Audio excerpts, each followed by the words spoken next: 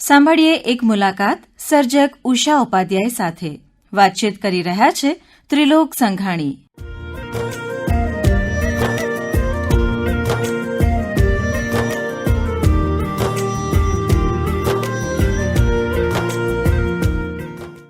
મિત્રો નમસ્કાર. મિત્રો આપનું સ્વાગત અને આજના આપણા મહેમાનનું સ્વાગત કરીએ.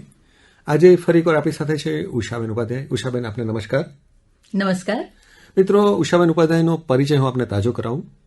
તેઓ સર્જક છે, બહુ જ સારું સર્જન કરે છે અને અધ્યાપક પણ છે. ઉષાબેન, આપણે એવું કહીએ કે આપણે કોઈ પણ ઉંમરે પહોંચીએ પણ આપણે સર્જક તરીકે પણ આપણી વાત, આપણો રોલ ક્યારેય ખતમ નથી થતો. તે જ રીતે આપણે અધ્યાપક તરીકે પણ આપણે અધ્યાપક ક્યારેય રિટાયર્ડ નથી થતા. એ વાત સાથે આપ સહમત છો? બિલકુલ સાચી વાત છે. સર્જક તરીકે તો નિરંતર આ સૃષ્ટિમાં અનેક સૌંદર્ય અને વિસ્મય ભરેલા છે. બરોબર. અને એ વિસ્મયસભર દુનિયા છે એ આપણને પળે પળે નવા અનુભવ તરફ લઈ જાય છે. અને એ નૂતન અનુભવ એ એવી અનુભૂતિ જગાડે કે સર્જનના શબ્દો છે આપોઆપ સરતા હોય છે. બરોબર છે. એટલે એને કોઈ સીમા હોતી નથી. બરોબર. અને એ જ રીતે અધ્યાપકને માટે પણ જિજ્ઞાસુ જ્યાં ક્યાંય સામે મળે છે તો એને નવી વાત કહેવાની પણ મજા છે અને નવું કશેકથી જાણવા મળે તો એ જાણવા સમજવાની જિજ્ઞાસા એ પણ નિરંતર રહેવાની છે. એટલે એ રીતે સર્જક તરીકેની ભૂમિકા અને શિક્ષક કે પ્રોફેસર તરીકેની ભૂમિકા એને કોઈ સીમા નડતી નથી. બહુ સરસ વાત કરી. આજે આપણે એવું કરીએ કે આપના નવા 2 પુસ્તકોની વાત કરીએ. સીધી મુદ્દા પર હું વાત લઈ આવું છું. જી. 2 પુસ્તકો આપના નવા પ્રકાશિત થઈ રહ્યા છે. એ પુસ્તકોની વાત, એની ભૂમિકા થોડી કહેશો? જી. 2013માં મારો કાવ્ય સંગ્રહ શ્યામ પંખી અવ આવ એ પ્રકાશિત થયો. 2021માં એની બીજી આવૃત્તિ પણ થઈ.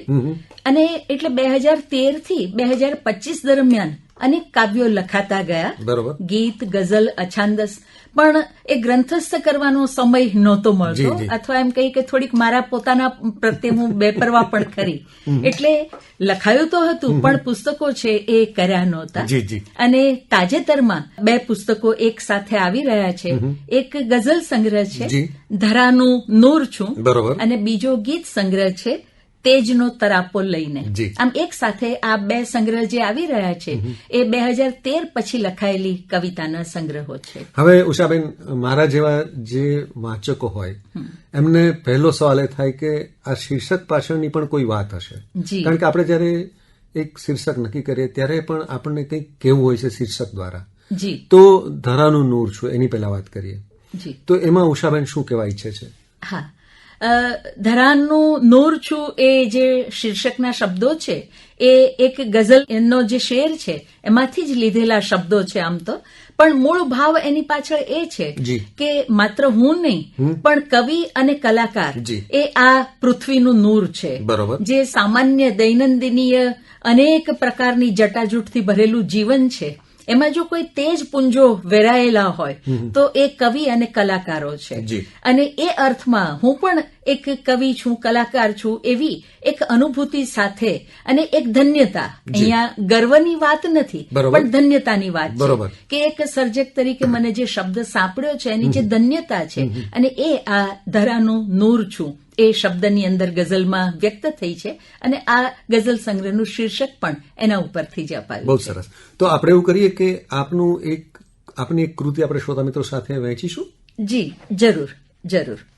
એક ગઝલ શીર્ષક છે ચાંદ અને હરણ. જી. ચાંદથી હરણું ઉતરતું હોય છે, ચાંદથી હરણું ઉતરતું હોય છે. બરોબર. મોજથી ચોપાસ ફરતું હોય છે. ને પછીથી બંધ મારી આંખમાં એ બનીને સ્વપ્ન ઠરતું હોય છે. વાહ, બહુ સરસ.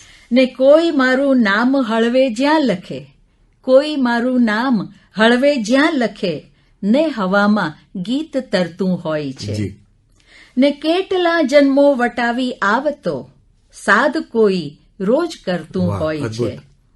રોજ ભરતી આવીને પાછી વળે, રોજ ભરતી આવીને પાછી વળે, છીપલું થઈ મૌન સરતું હોય છે. ને રણ વચોવચ એટલે તો જીવાય છે, રણ વચોવચ એટલે જીવાય છે, કોઈ અમિયલ છાંય ધરતું હોય વાહ, છે, બહુ જ અદભુત. ચાંદથી હરણું ઉતરતું હોય છે, મોજથી ચોપાસ ફરતું હોય છે. બહુ જ સરસ, બહુ સરસ ભાવ આપણે વ્યક્ત કરી દીધો અને એક અલગ ભાવ વિશ્વમાં આપ અમને લઈ ગયા. હવે આપણે આ જ પુસ્તકની બીજી કોઈ રચના પણ આપણે શ્રોતા મિત્રો સાથે શેર કરીશું. હા, જરૂર. એક જરા જુદા પ્રકારની જાત સાથેનો જ એક રીતે સંવાદ અને જે એક સર્જક તરીકેની મથામણોની કોઈક એક પળ બરાબર. એમાં લખાયેલી ગઝલ છે અને જાણે જાતને જ સંબોધીને છે. બરોબર. શીર્ષક છે હુકમ કરે છે. જી. અમથે અમથું હંફાવે છે, અમથે અમથું હંફાવે છે, રોજ નિભાડે નંખાવે છે. ઓહો. અમથે અમથું હંફાવે છે, રોજ નિભાડે નંખાવે છે. દિમાગ છે કે થોથું છે આ, દિમાગ છે કે થોથું છે આ, બરોબર. રોજ કેટલું વંચાવે છે. એકદમ. આ કર તે કર હુકમ કરે છે, આ કર તે કર હુકમ કરે છે, ઊંઘમાં આવી કંપાવે છે. ને જ્યાં દેખાતી મંઝિલ સામે જી. રસ્તો એ લંબાવે છે, ઓહો. જ્યાં દેખાતી મંઝિલ સામે રસ્તો ત્યાં લંબાવે છે. ને મનને જ્યાં કોઈ સાંકળ બાંધે, મનને જ્યાં કોઈ સાંકળ બાંધે, મીઠી નજરે ભંગાવે છે. ઓહો. ને દુઃખના લશ્કર સામે ઊભા એને હૈયું અંબાવે છે. સપનાના તોરણની વચ્ચે, સપનાના તોરણની વચ્ચે અશ્રુ મોતી બંધાવે છે. ને સુખની કેરી જરા ઝૂલે ત્યાં, સુખની કેરી જરા ઝૂલે ત્યાં ગોફણથી અંટાવે છે. વાહ. અમથે અમથું હંફાવે છે, રોજ નિભાડે નંખાવે છે. વિરોધાભાસોની વાત પણ આપણે બહુ સરસ રીતે ઉષાબેન આમાં વ્યક્ત કરી દીધી. જી. અને કદાચ આપણા વિરોધાભાસ આપણી અંદર જ કદાચ હોય છે એવું પણ બની શકે. બિલકુલ. હવે આપણે બીજું જે આપનું જે પુસ્તક છે તો એના શીર્ષકની વાત પહેલા તો મારા જેવા ઘણા મિત્રોને સવાલ થશે કે આ શીર્ષક આપણે શા માટે લીધું, તેજનો તરાપો લઈને. હા, આ શીર્ષક પણ ગઝલ સંગ્રહની મેં વાત કરી એ જ રીતે મારા એક ગીતના આ શબ્દો છે, તેજનો તરાપો લઈને. બરોબર. અને એના ઉપરથી જ આ શીર્ષક આપ્યું છે. અને એનો જે ભાવ છે, મૂળ ભાવ જે આપ પૂછી રહ્યા છો તે એ છે કે આ શરીર નશ્વર છે, આ મર્ત્યલોક કહેવાય છે. બરોબર. એમાં આપણું હોવું એ તો સાગરમાં એક પરપોટા જેવું ક્ષણિક છે આપણું હોવું તો. પણ કળાકારની કળા અને એના શબ્દો, કવિના શબ્દો એ તેજના તરાપા છે. બરોબર. એટલે નશ્વરતા તો છે આપણી સાથે જોડાયેલી, પણ શબ્દો રૂપી તેજ જે મળ્યું છે તો એ સર્જકત્વનું જે તેજ છે એનો તરાપો લઈને હું નહીં હોઉં ત્યારે પણ મારા શબ્દો છે એ રસિક ભાવકો સુધી પહોંચતા હશે. અને એ ભાવથી આ તેજનો તરાપો લઈને એ શીર્ષક છે. બહુ જ આપ અલગ ઊંચાઈ પર લઈ ગયા બેન આપ. જી, જી. તો આ તેજના તરાપા લઈને આપણે કોઈ રચનાઓ આપણે શ્રોતા મિત્રો સાથે વહેંચીશું. જી, આ ગીત સંગ્રહ છે તેજનો તરાપો લઈને. જી, જી. અને એમાંથી સૌથી પહેલા એક ગીત છે એ રજૂ કરું. બરોબર. ગીતનું શીર્ષક છે પૂછશે આખી સીમ. એક દી તારે ખેતર શેડે આવી ચડીને પૂછશે આખી સીમ કે અલ્યા વનથી વેડ્યા ટહુકા સાથે કાંકરી ચાળો કેમ કીધો તો. ખેતર વચ્ચે ઘઉંની કુંવળ ઉડતી આવી હળવે રહી પૂછશે તને નવથી ખરા તારલાને તું ફળીએ સૂતા ગણતો તો એ કેમ ભૂલ્યો તો. ને રજકાના ફૂલ ક્યારડે ઊભા લબુક જબુક ઝબકી તને પૂછશે અલ્યા વડવાયુના હિંચકા છોડી શહેરને માર્ગ કેમ પૂગ્યો તો. આભથી ઉતરી શેરીઓ સોંપટ છમછમાછમ વહેતી નદી પૂછશે અલ્યા રમવું છોડી સાવ કોરો તું ચાર દિવાલે કેમ સૂતો તો. ને બાપના જેવું આભ જળુંબે, બાપના જેવું આભ જળુંબે તારલા મળ્યો રોજ માથે ને સાથમાં વહે ધોઈલા માના સાડલા જેવી લહેરખી તોય શહેરમાં જઈ કેમ વસ્યો તો, શહેરમાં જઈ કેમ વસ્યો તો.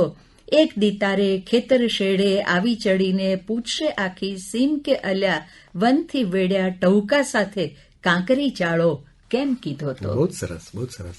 ફરી એકવાર આ જ પુસ્તકની કોઈ એક બીજી આપણે ગીત પણ આપણે લઈશું બેન. જી, એક સૌને ખૂબ ગમેલું ગીત છે. થોડા જ સમય પહેલા એક સામયિકમાં એ પ્રકાશિત થયું હતું. જી, જી. શીર્ષક છે ગયા જન્મનો સાદ વરસાદ માટેનું કાવ્ય છે જી કે ઘેરો ઘેરો ગયા જન્મનો સાદ ઘૂંટે જળધારા ઘેરો ઘેરો ગયા જન્મનો સાદ ઘૂંટે જળધારા હળવેથી પૂછે મનવાને શિદને આમ રિસાયું હળવેથી પૂછે મનવાને શિદને આમ રિસાયું અરે બાવરા કશું અધૂરું લાવું બધું સવાયું હળવે ધૂપ વિખેરી ઉડતા વાદળના વર તારા ઘેરો ઘેરો ગયા જન્મનો સાદ ઘૂંટે જળધારા વાહ રાગીણી આ કયા જન્મની ઘનસરસી થઈ વરસે રાગીણી આ કયા જન્મની ઘનસરસી થઈ વરસે અકળ અદીઠા કયા અજંપે મન મારું આ તરસે જી જોઉં જોઉં ત્યાં પલક વારમાં દૂર સરે અણસારા ઘેરો ઘેરો ગયા જન્મનો સાદ ઘૂંટે જળધારા વાહ ને પવન સજાવે ચીર રેશમી પવન સજાવે ચીર રેશમી દસે દિશાથી આવી રંગ ફૂલોના નયન આંજતા સ્વપ્ન મધુરા લાવી જી સરી જવનિકા ઉદાસ પળની સરી જવનિકા ઉદાસ પળની વરસે અમૃત ધારા ઘેરો ઘેરો ગયા જન્મનો સાદ ઘૂંટે જળધારા વાહ ઘેરો ઘેરો ગયા જન્મનો સાદ ઘૂંટે જળધારા તો આ ભાવ સાથે જ ઉષાબેન આપણે શ્રોતા મિત્રોની વિદાય લઈએ જી એક અલગ ભાવ વિશ્વમાં આપ અમને સર્વેને લઈ ગયા એ બદલ આપનો ખરા હૃદયથી આભાર અને આપને અઢળક શુભેચ્છાઓ નમસ્કાર જી નમસ્કાર ખૂબ ખૂબ આભાર